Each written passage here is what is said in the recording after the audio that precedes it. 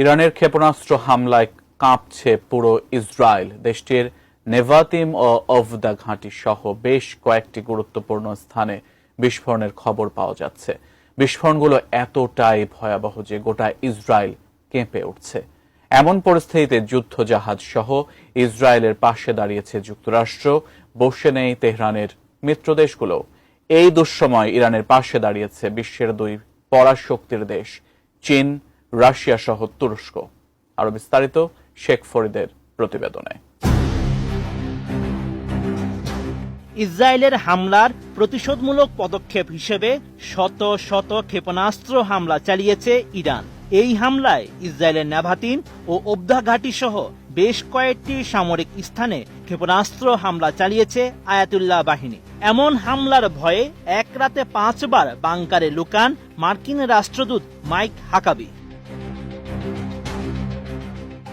এরই মধ্যে ইসরায়েলের কোমর ভেঙে দিয়েছে ইরান।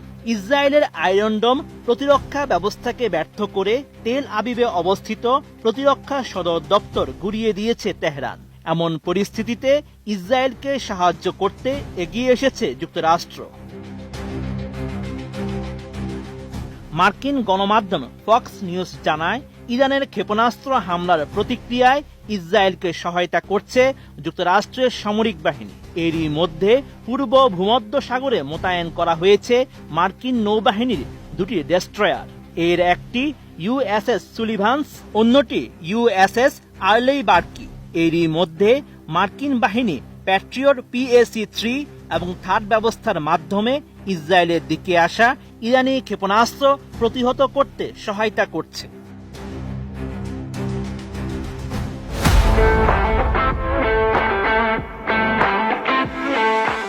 এরপরই যুক্তরাষ্ট্র সহ 3 দেশকে সতর্ক করে কঠোর বার্তা দিয়েছে ইরান। যুক্তরাষ্ট্র, যুক্তরাজ্য ও ফ্রান্সকে হুঁশিয়ারি দিয়ে তেহরান জানিয়েছে, ইসরায়েলের উপর ইরানি হামলা প্রতিহত করতে যে কোনো দেশ অংশ নিলে সেই দেশের সব আঞ্চলিক ঘাঁটি, যার মধ্যে পারস্য উপসাগরীয় দেশগুলো সামরিক ঘাঁটি এবং পারস্য উপসাগর ও লোহিত সাগরের জাহাজ ও নৌযান অন্তর্ভুক্ত, আর এগুলো ইরানি বাহিনীর লক্ষ্যবস্তুতে পরিণত হবে। এদিকে বসে নেই ইরানের মিত্র দেশগুলো। তেহরানের পাশে দাঁড়িয়েছে রাশিয়া, চীন সহ নেটোভুক্ত প্রভাবশালী দেশ তুরস্ক।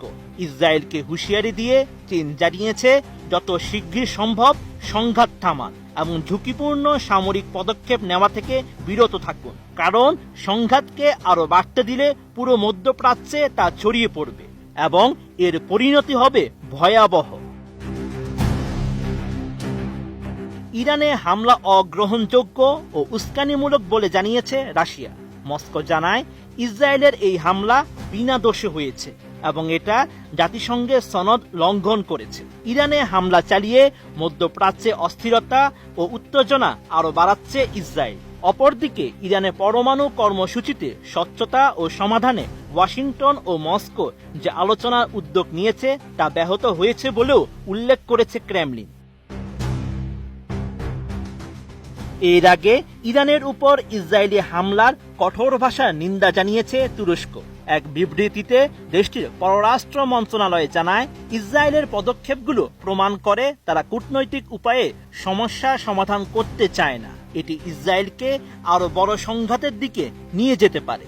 এমন আক্রমণাত্মক পদক্ষেপ বন্ধ করার আহ্বান জানায় Ankara. Sheikh Farid, ATN news.